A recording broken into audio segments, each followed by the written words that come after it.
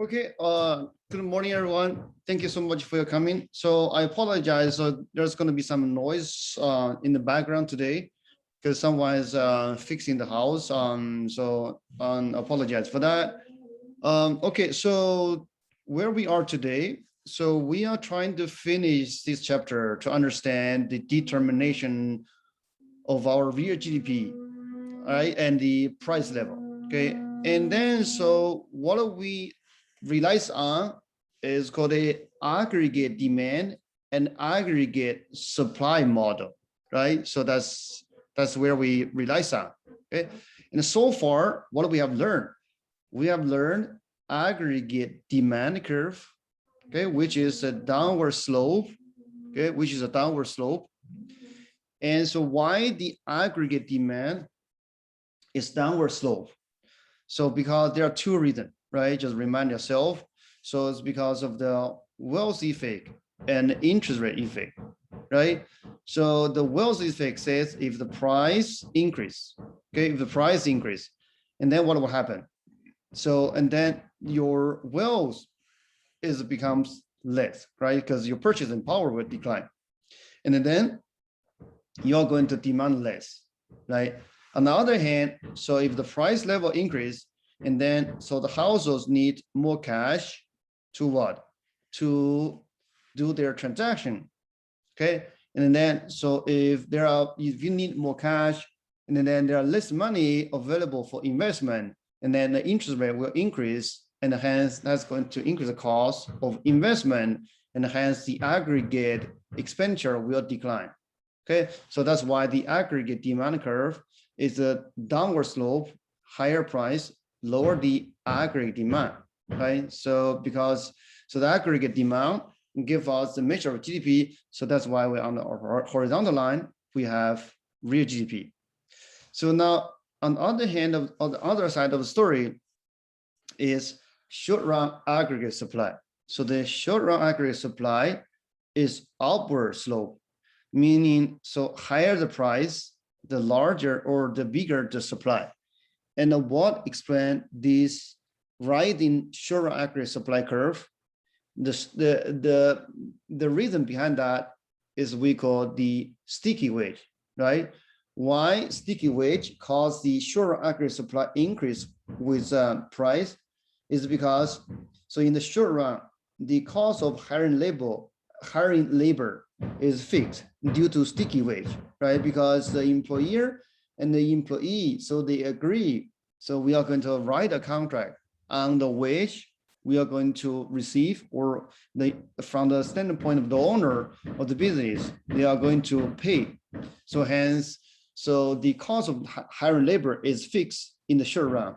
But if the price increase, and then so per unit, the business, they can make more revenue, right? But the cost of hiring is fixed, and then the profit will be higher. So hence, in the short run, the business owner or the employer has incentive to increase hiring, to expand their business. Hence, aggregate supply will increase. So that's why this curve is upward slope. Now, in the short run, so these two cross each other, and then so we are going to enter the equilibrium, okay? And then just think about or just remind yourself what you learned in micro part, right? So you have a supply and demand in the micro as well. And then so you should realize if we are here or if we are here, what will happen, right? So eventually we are going to be here. But don't worry, so later in the following few slides, we will see what will happen. So if we deviate from the middle point, right? Okay, and so we have looked at 4 possible shocks, right? So why there are 4 possible shocks? Because there are demand side and we have supply side, okay? And for each side, we have a positive versus a negative. Okay, let's start with demand side. Okay, and then negative demand shock. Right.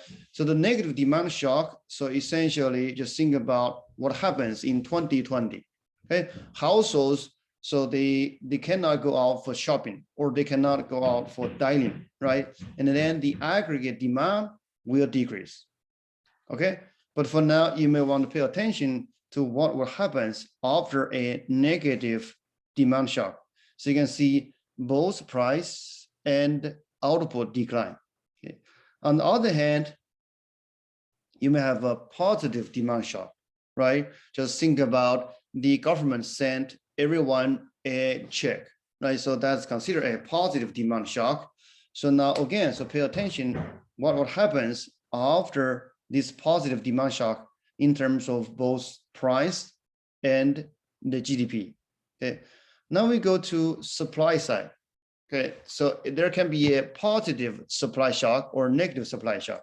Okay, and if the positive supply shock and then the curve shifts to right, and so the price will fall and output will increase. So what is the example of positive supply shock? Just think about there is a technology breakthrough, right? Just think about internet, okay? Or think about renewable energy, okay? So this is positive supply shock. Now, to close this part, look at negative supply shock, right? And the supply curve shifts to the left, and then you can see the price increase and output decline. So right now, so there's a perfect example of supply shock, okay?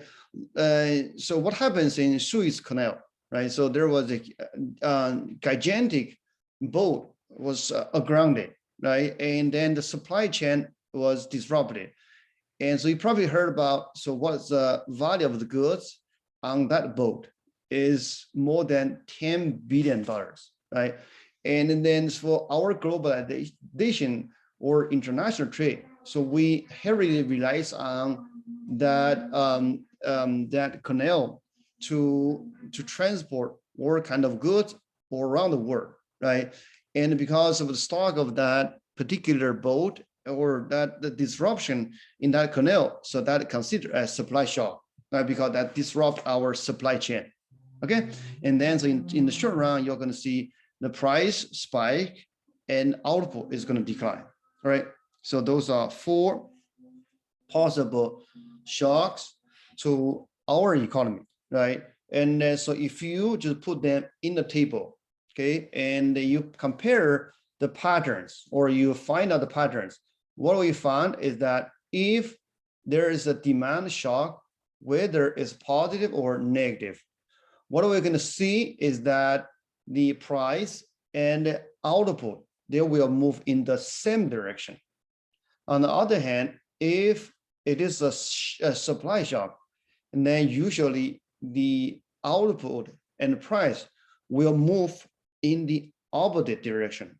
And this is very important in the sense, if we look at our actual data, okay, and we look at the patterns of price change and the movement in quantity, which is real GDP, okay, and we will find out most of the time in our economy, so they will move in the same direction. So that just suggests most of our trouble to the economy was caused by demand shock. Okay, so that has quite a lot of implications to policy making. But again, so I mentioned the last class. Okay, so we need to take these very, very cautiously, because all the conclusion we made so far based on the assumption, the theory we relies on is correct. But in reality, or when you move to upper level of class, you're going to see there are competing theory explain the fluctuation of our economy. And then those competing theory is going to give you quite different policy recommendations.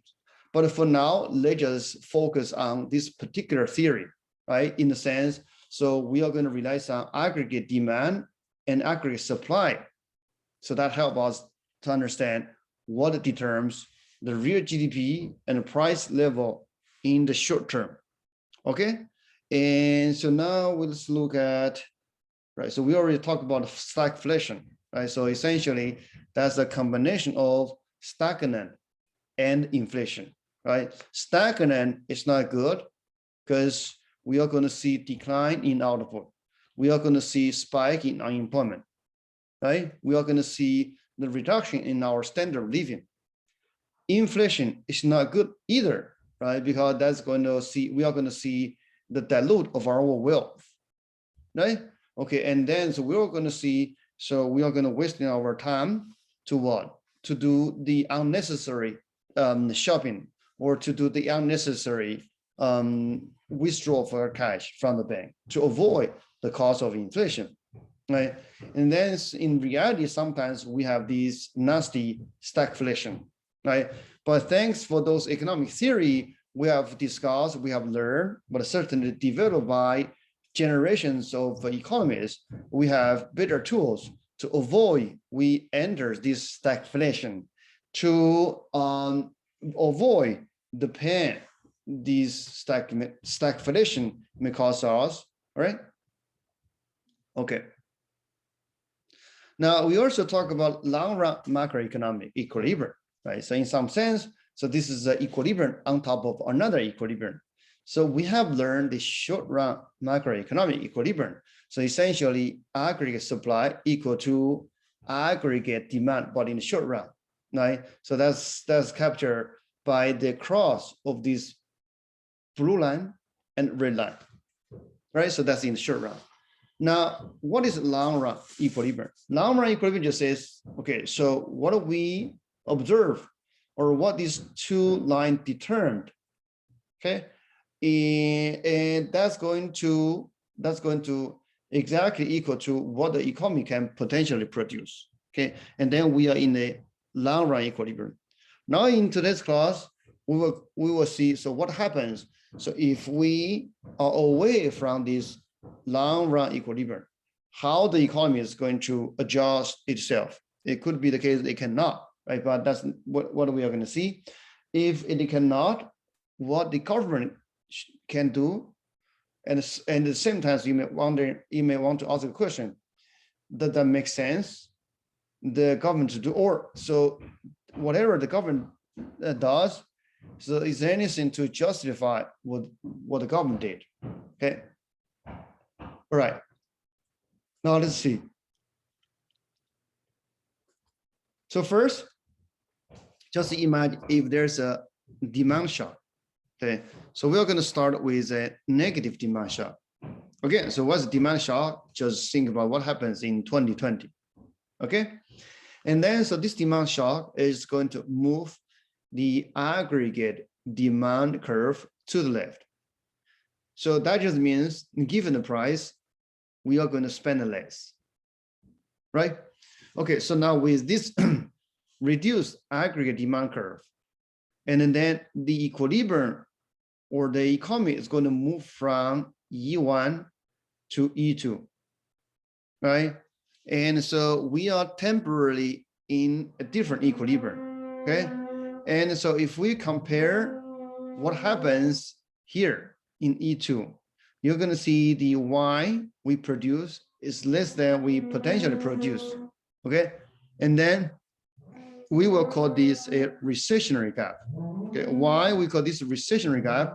It's largely because we produce less than we potentially can produce, right? And also you should realize at this point, so we produce less than we potentially produce, and so simultaneously that means so we are going to hire less than what we potentially can hire, meaning so the unemployment rate will shoot up. Okay, so this is a negative demand shock. Okay. All right.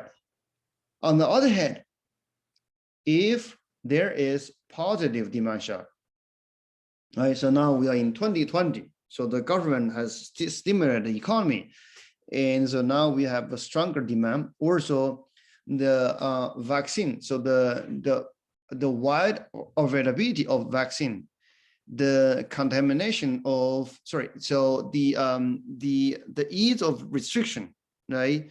And so all help us to spend more or to help boost the consumer's confidence. So that's considered a positive demand shock. And then so the aggregate demand will shift to the right-hand side. All right. So that just means given the price, we are going to spend more. Okay. So this is the positive demand shock. Now, with this positive demand shock, we enter in a new equilibrium at E2. Now, compared with original equilibrium, so you can see, so output is larger. Okay, so meaning, so we are going to produce more than we potentially can produce. Okay, and certainly this is a kind of an expansion, right? And but here we call it an inflationary gap. Okay, so because of the price will increase. Okay, so those are two different shocks and the consequence of these two different shocks. Okay, and so for this class, we won't spend much time on supply shock. Okay, so largely it's because, as I mentioned earlier, based on this theory and based on the actual data, we find out most of the time. So based on those two things, we can conclude most of our trouble was caused by demand shock. So that's why we focus on demand shock in this class. All right. Okay. To summarize what we have learned in this previous two slides. Okay. So we may have a recessionary gap. So this is when aggregate output is below potential output. Okay. And usually this caused by a negative demand shock. Okay. On the other hand, so we may have inflationary gap. So this is when aggregate output is above potential output, okay? And usually this caused by a positive demand shock, right? And lastly, so we can define the output gap, okay? Which is the percentage difference between what you actually produce versus what you can potentially produce. Okay, so the output gap is just a percentage difference, right? It's a relative difference. So you use actual output minus potential output divided by your potential output and then multiply by 100. This is normalization. Okay. Here I want to stress. So what is potential output? So essentially that's just determined by your long run potential, right? And particularly I also want to emphasize, so when you produce at your potential output, so your unemployment rate will be at natural rate of unemployment. All right, so this is output gap. Okay. Now you may wondering, okay, so after the shock, then more specifically here we focus on demand shock, either it's a positive or negative. After the shock, what will happen to the economy? So will we stuck in the gap forever, or the economy is going to adjust itself, right? And then based on this discussion, so we will see whether the policymaker should do something or not, or whatever the policymaker did is anything to justify, right? Okay, so this is what we're going to see. So start with a positive demand shock, right? So a positive demand shock, we are going to move from E1 to E2. And by the way, so now we add the long run aggregate supply in the discussion, right? And so now actually before this positive demand shock, the economy is in long run equilibrium. So the economy is producing the potential it can produce, meaning the unemployment rate is at natural rate of unemployment, right? So that's before the shock. Now there is a positive demand shock. So this positive demand shock is going to move the aggregate demand curve to the right, okay? And then in the short run, so we are going to see a increase in price and increase in output. And we call this is a inflationary gap, right? Okay, so now what do you think is going to happen next? To understand that, first, let's just inspect a little bit what happens in here, okay, in our market. So we have an inflationary gap. Okay, so two things. One is price high, and the other thing is is we produce more than we potentially can produce. Now, you may want to think about what that means to labor market, okay? And particularly what that means to unemployment rate, okay? So the statement is, or the truth is, the unemployment rate will be very low. And why is that? This is because, so we are exceeding our potential, meaning we are operating in beyond full capacity, right? So that just means everyone is working fully, right? So hence unemployment rate is very low. Now, if unemployment rate is very low, what would that mean to nominal wage? Okay, so actually, so the nominal wage will increase. And why the nominal wage will increase?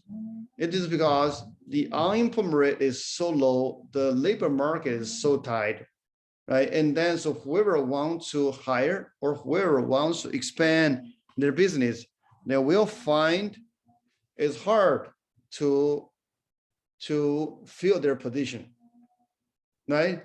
And then in order to fill their position, and they must raise wage so that they can attract additional workers.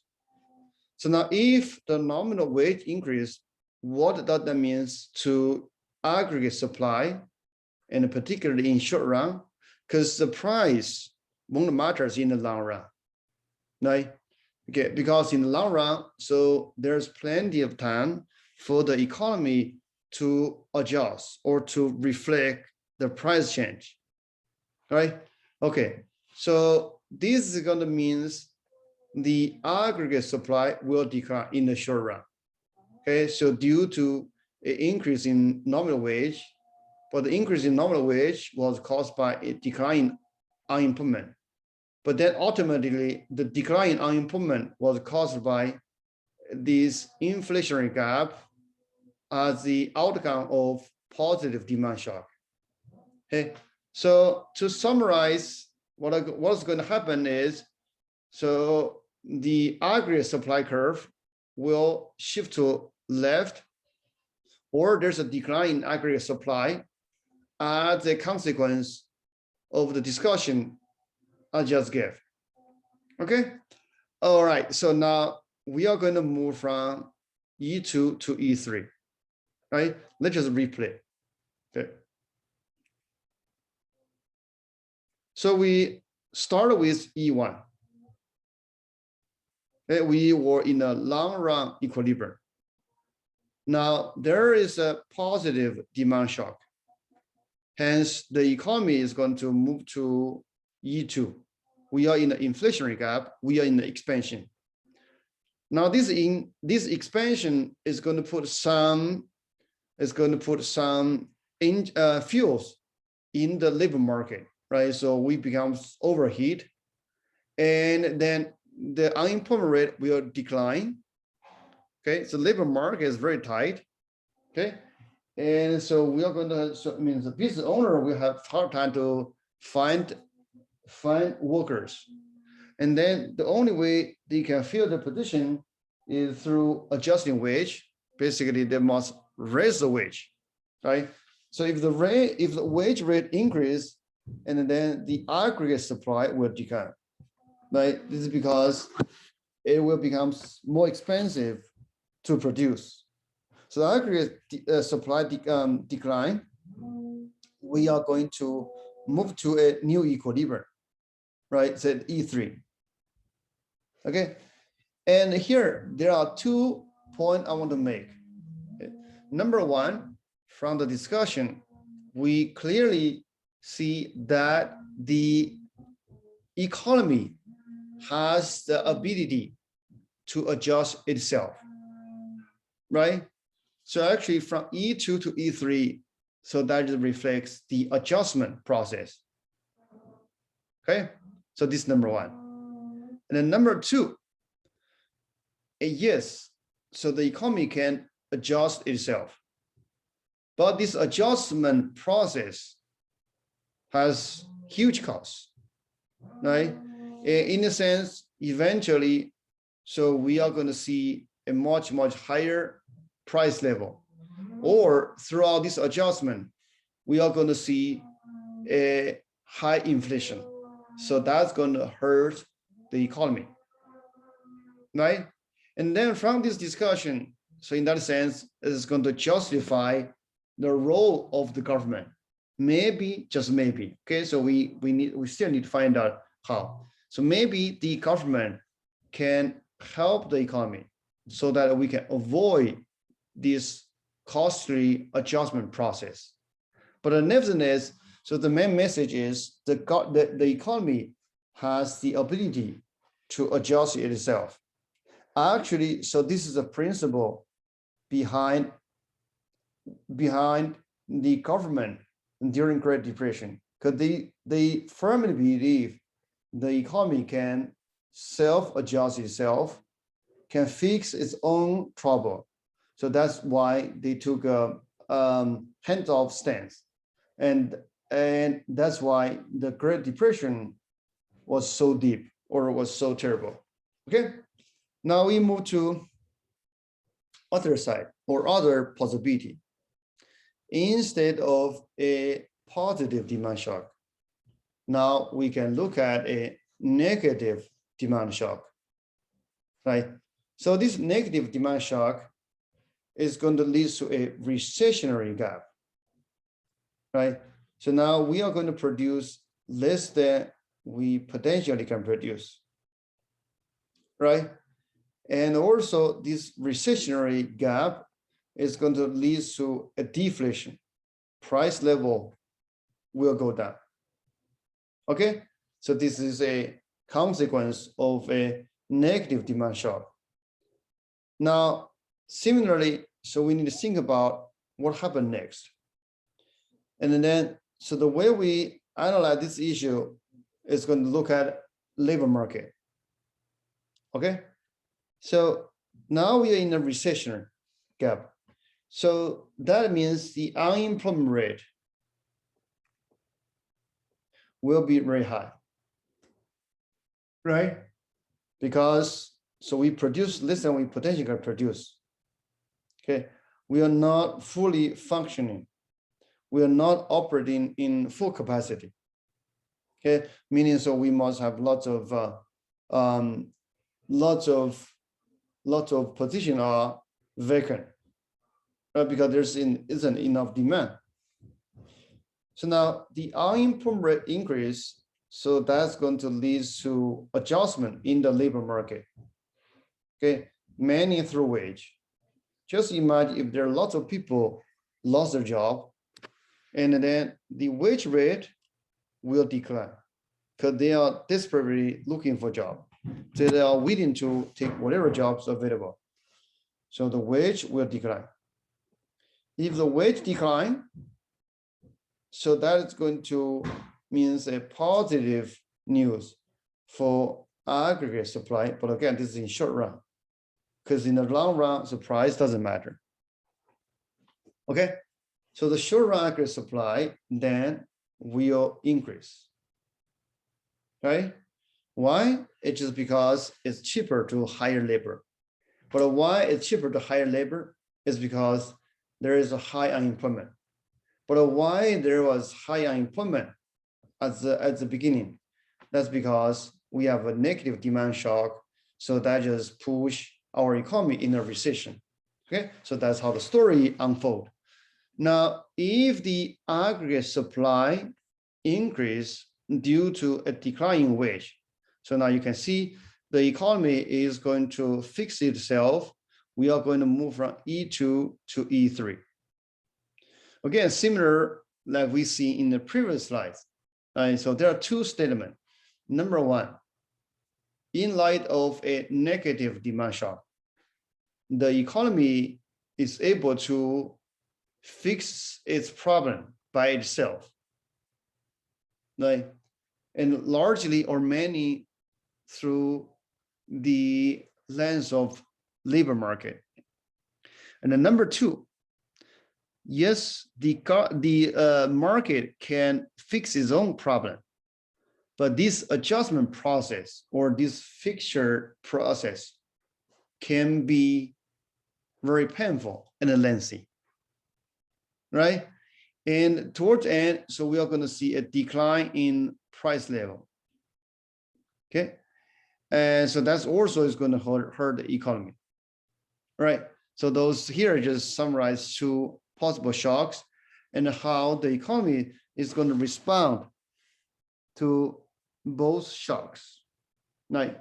And from this discussion, we also kind of justify the role of the government, right? So maybe the government can play some important role to help our economy so that we can avoid such painful adjustment.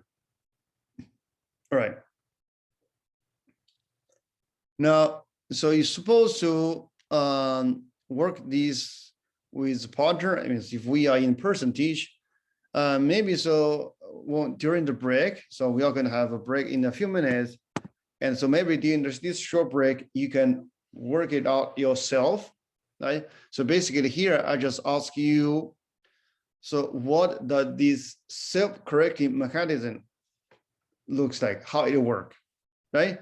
So just for yourself, maybe you can just look at, without help of the slides, just draw a diagram to see what would happen if there is a negative demand shock.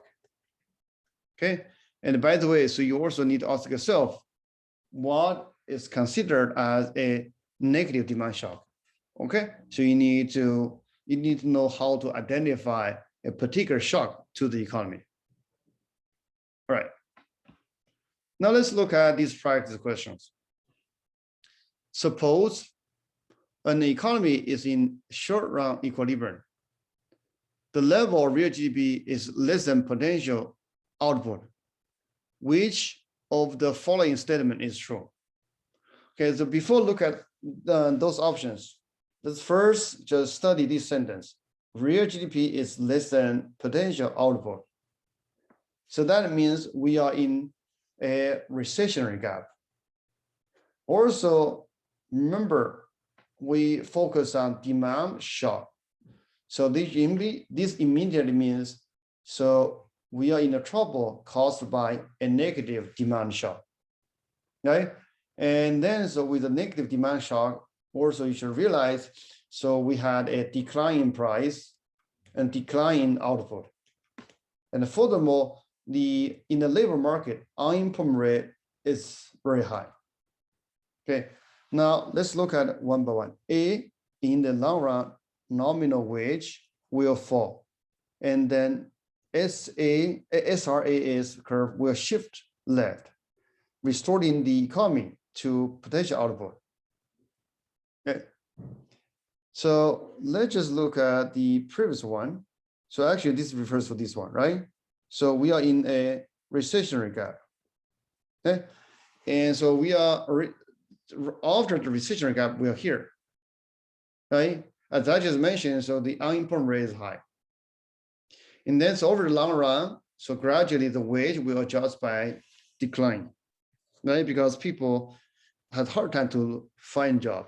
So they are willing to work for lower wage. So this decline in nominal wage is going to push the aggregate supply to the right-hand side. And eventually we restore the economy. Okay. So now let's go to the option. So here it says short-run aggregate supply shift to left. So this is not correct. Why? Shift to left meaning this is decline.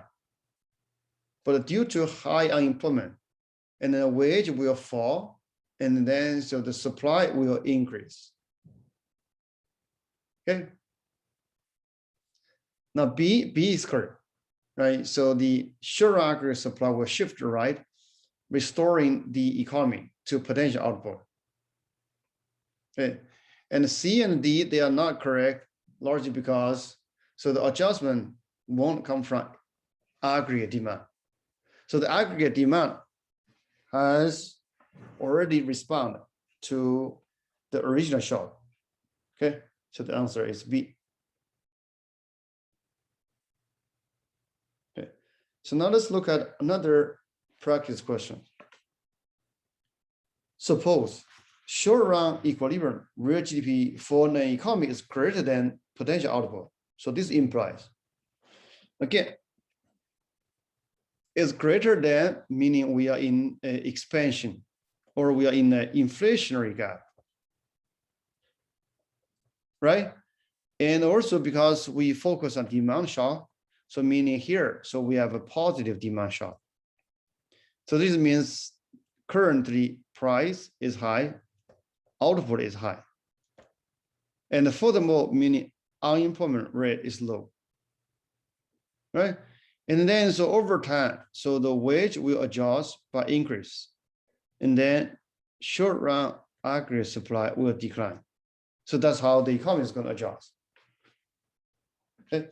Now let's look at it one by one. A normal wage will have to adjust upward as the economy moves from the short run to long run. So look at here. So this is correct. B, the level of unemployment is very low. So this is correct. C, jobs are plentiful, also correct.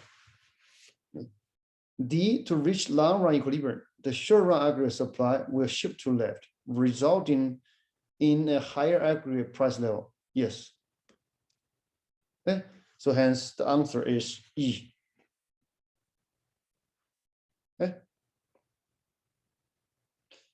All right. So let's just take a few minutes break and we continue our discussion.